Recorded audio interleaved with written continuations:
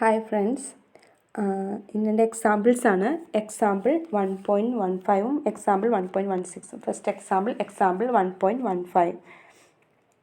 The rules for variable identifiers in C are: an identifier is a sequence of letters, digits and underscores. An identifier must start with a letter or an underscore. Identifiers allow upper and lower case letters. Identifier എന്ന് പറയുന്നത് sequence of letters, digits and underscores ആയിരിക്കും. Identifier start ചെയ്യുന്നത് ഒരു ലെറ്ററിലോ അണ്ടർസ്കോറിലോ ആയിരിക്കും. Identifiers allow capital and small letters. Formally, these rules can be described by a grammar. ID to give letter rest underscore rest, rest to give letter rest, digit rest underscore rest lambda, letter to give AB etc up to Z, capital AB etc up to Z, digit to give 0 1 etc up to 9 underscore. In this grammar, the variables are ID, letter, digit, underscore and rest, and letters, digit and the underscore are terminals. ഇതിൽ variables എന്ന് പറയുന്നത് I D, letter, digit, underscore and rest ആണ്. അതുപോലെ ലെറ്റേഴ്സും ഡിജിറ്റ്സും, അതായത് A B etcetera up to Z, 0 etcetera up to 9 എന്ന് പറയുന്നത് ടെർമിനൽസും ആയിരിക്കും. അണ്ടർസ്കോറും ടെർമിനലാണ്. A derivation of A0 is I D implies letter rest, implies ലെറ്ററിൻ്റെ ഫസ്റ്റ് സിമ്പിൾ എടുക്കുന്നു എ റെസ്റ്റ്, ഇംപ്ലൈസ് റെസ്റ്റ് എന്ന് പറയുന്നത് ഡിജിറ്റ് റെസ്റ്റ് ആണ്. Implies a digit rest, implies ഡിജിറ്റിലെ ഫസ്റ്റ് സിമ്പിൾ 0 എടുക്കുന്നു A0 റെസ്റ്റ് എന്ന് പറയുന്നത് empty ആണ്. So it implies A0. The definition of programming languages through grammar is common and very useful, but these are alternatives that are often convenient. For example, we can describe a language by an acceptor taking every string that is accepted as part of language. To talk about this in a precise way, we will need to give a more formal definition of an automaton. We will do this shortly. For the moment, let us proceed in a more intuitive way. പ്രോഗ്രാമിങ്ങിനെ നമുക്ക് grammar വഴി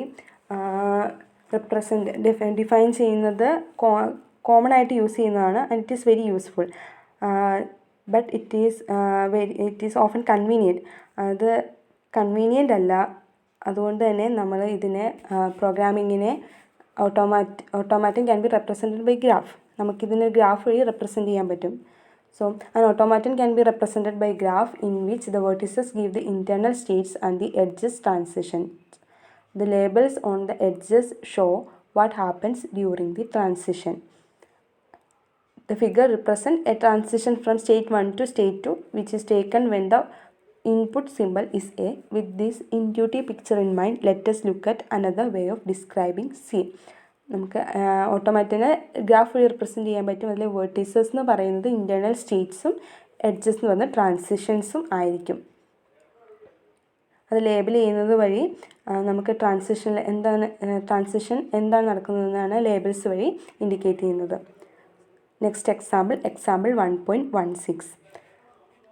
The figure is an automaton that accepts all legal C identifiers. Some interpretation is necessary. We assume that initially the automaton is in state 1. We indicate this by drawing an arrow to this state. As always, the string to be examined is read left to right, one character at each step. When the first symbol is a letter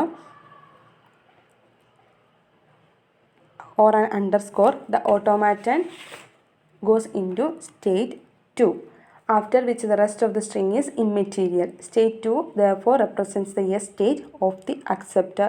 Conversely, if the first symbol is a digit, the automaton will go into state 3, the no state, and remain there. In our solution, we assume that no input other than letters, digits or underscore is possible. നമ്മൾ figure first assume ചെയ്യുകയാണ് automata state 1ലാണ് ഉള്ളതെന്ന്. അതിനെ നമ്മൾ ആരോ വഴിയാണ് represent ചെയ്യുന്നത്. String examine ചെയ്യുന്നത് ലെഫ്റ്റിൽ നിന്ന് റൈറ്റിലേക്കായിരിക്കും. ഈച്ച് സ്റ്റെപ്പിലും ഒരു ക്യാരക്ടർ ആയിരിക്കും നമ്മൾ എടുക്കുന്നത്. When the first symbol is a letter or an underscore. First symbol എന്ന് പറയുന്നത് ഒരു അണ്ടർസ്കോറോ ലെറ്ററോ ആണെങ്കിൽ automaton will goes into state 2യിലേക്ക് പോകും. After which the rest of the string is immaterial. അത് കഴിഞ്ഞിട്ടുള്ള റെസ്റ്റ് ഓഫ് ദ സ്ട്രിങ് എന്ന് പറയുന്നത് ഇമ്പോർട്ടൻ്റ് അല്ല. State 2 therefore represents the yes state. അതുകൊണ്ട് തന്നെ സ്റ്റേറ്റ് 2 എന്ന് പറയുന്നത് അക്സെപ്റ്റൻ്റ് എസ് സ്റ്റേറ്റിനെ റെപ്രസെൻറ്റ് ചെയ്യുന്നു. Conversely, if the first symbol is a digit, the automaton will go into state 3, the no state, and remain there. അതുകൊണ്ട് തന്നെ അപ്പം ഫസ്റ്റ് സിമ്പിൾ ഡിജിറ്റ് ആകുവാണെങ്കിൽ ഓട്ടോമാറ്റം എന്ന് പറയുന്നത് സ്റ്റേറ്റ് 3യിലേക്ക് പോകും എന്നുള്ളത് നോ സ്റ്റേറ്റ് ആണ്. ഈ സൊല്യൂഷനിൽ നമ്മൾ അസ്യൂം ചെയ്യും ഇൻപുട്ട് എന്ന് പറയാൻ ലെറ്റേഴ്സോ ഡിജിറ്റ്സോ അണ്ടർസ്കോർ ഇല്ലാത്ത ഇൻപുട്ട് പോസിബിൾ ആയിരിക്കില്ല. Compilers and other translators that convert a program from one language to another make extensive use of the ideas touched on in these examples.